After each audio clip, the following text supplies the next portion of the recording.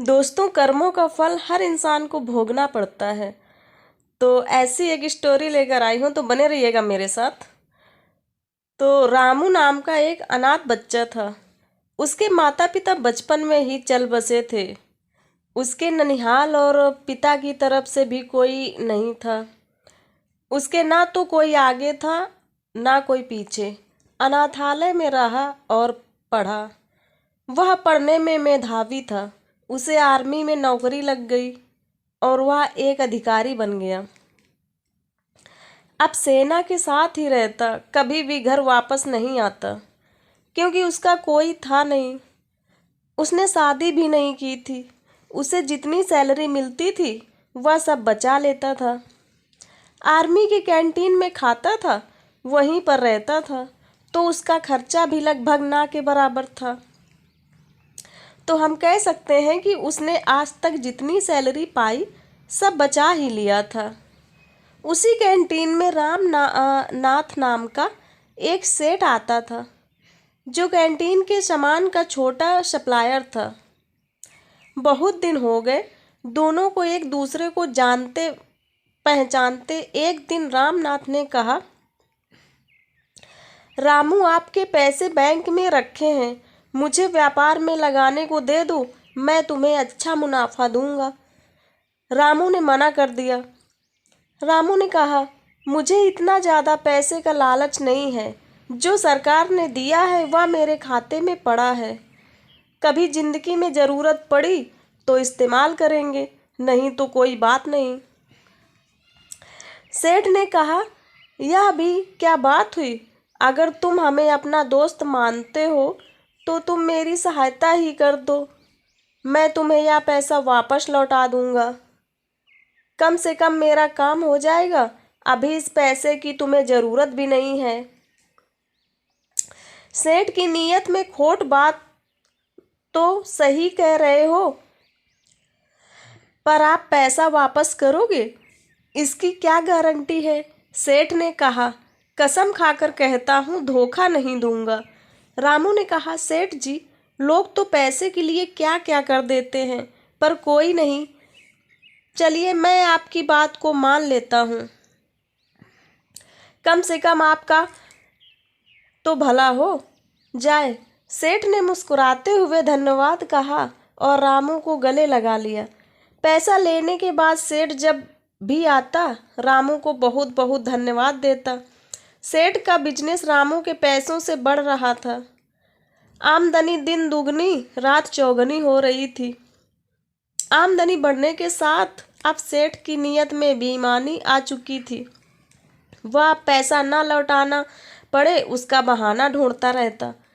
Border पर युद्ध इसी बीच बॉर्डर पर पड़ोसी देश के साथ युद्ध शुरू हो गया और रामू को भी जाना पड़ा।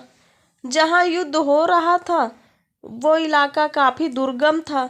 वहाँ पहुँचने का एकमात्र रास्ता घोड़े से पहुँचने का था। रामू एक कुशल घुड़सवार था।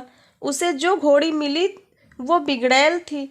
रामू के पीठ पर बैठते ही सरपट दौड़ने लगी। रामू उसे काबू में करने की जितनी कोशिश करता वो अपनी गति और तेज करती जाती। रामू ने लगाम पूरी ताकत से खींचा। घोड़ी का मुंह कट चुका था, पर पता नहीं आज ये बिगड़ैल घोड़ी कुछ भी सुनने को राजी नहीं थी।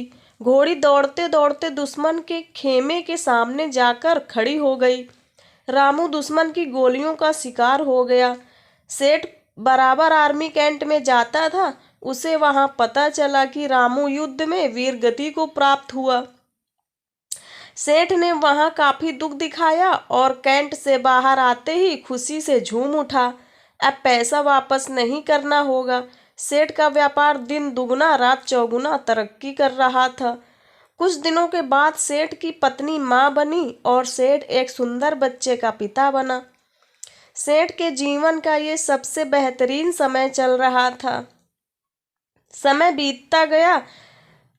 समय बीतते देर नहीं लगती। सेठ का बेटा रोहन, जो अब बड़ा हो गया था और अब सेठ के साथ मिलकर व्यापार करता था। रोहन विवाह योग्य हो चुका था। अच्छे घर की सुंदर सुशील कन्या देखकर रोहन की शादी हो गई। अब सेठ कहता, कुछ दिन की और बात है, अब बेटा व्यापार संभालेगा, मेरी जिंदगी सफल हो गई, और क्या चाहिए मुझे। रोहन की शादी हुए मुश्किल से 2 महीने हुए थे। रोहन सड़क पार कर रहा था, उसे चक्कर आया और गिर गया। लोग उसे उठाकर हॉस्पिटल पहुंचाए। उसके ब्रेन का एमआरआई और अन्य टेस्ट हुए तो पता चला रोहन को ब्रेन कैंसर है। सेठ ने डॉक्टरों से कहा, पैसे की चिंता मत करें, आप इलाज करें। डॉक्टर और हॉस्पिटल बदलते गए, पर रोहन की हालत दिन ब दिन बिगड़ती गई। सेठ अब व्यापार पे ध्यान नहीं दे पा रहा था।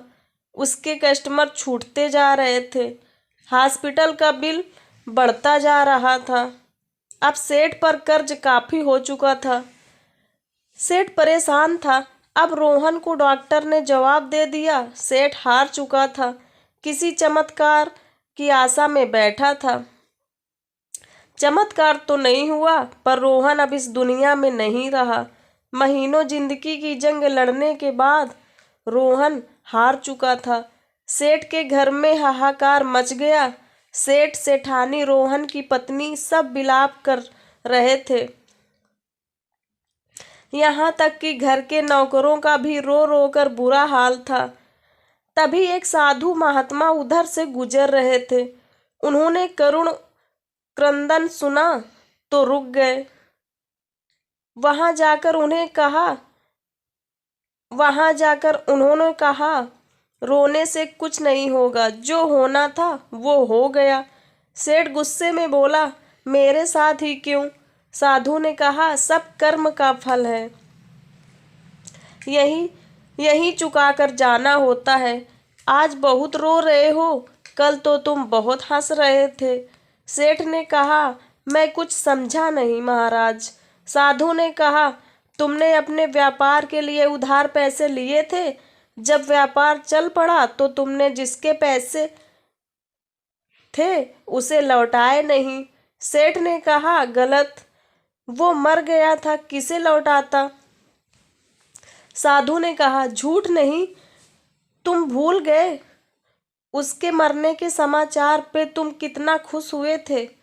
उस दिन तुमने मिठाई बांटी थी। क्या मिठाई बांटना सही था? तुम उसके पैसे को सरकार को या अनाथालय या किसी जरूरतमंद को दे सकते थे, पर तुमने नहीं दिया। तुम्हारी नीयत में खोट थी। सेठ शर्मिंदा था। आज सेठ वहीं पर खड़ा था जहां पर आज से 20 साल पहले खड़ा था। आज ना तो पैसे थे, ना व्यापार, और ना ही पुत्र, और ढेर सारा कर्ज था। साधु ने कहा, ये तुम्हारा पुत्र वही लड़का रामू था। ये अपना हिसाब करने आया था। हिसाब कर लिया और चला गया। जितना उसने तुम्हें दिया था सूद सहित वापस ले लिया। तुमने उसकी शिक्षा, शादी, हॉस्पिटल सब पर खूब खर्च किया। जब वो गया तुम्हें भिखारी बनाकर गया। सेठ ने सुबकते हुए कहा, मान लिया मेरी गलती थी, इस बेटी की क्या गलती? इससे तो सिर्फ 2 महीने पहले शादी हुई थी। साधु ने कहा, ये इसका कर्म फल था। ये पिछले जन्म में वो घोड़ी थी जिसके चलते रामू की जिंदगी खत्म हुई। आज रामू ने बदला ले लिया और इसकी जिंदगी नर्क बनाकर चला गया। जीवन में कुछ भी बिना कारण नहीं हो रहा है।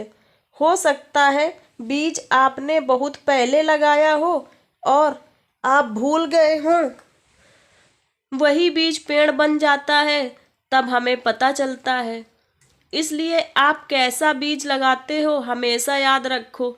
प्रकृति हिसाब करती है, आप याद रखो ना रखो, प्रकृति हमेशा याद रखती है।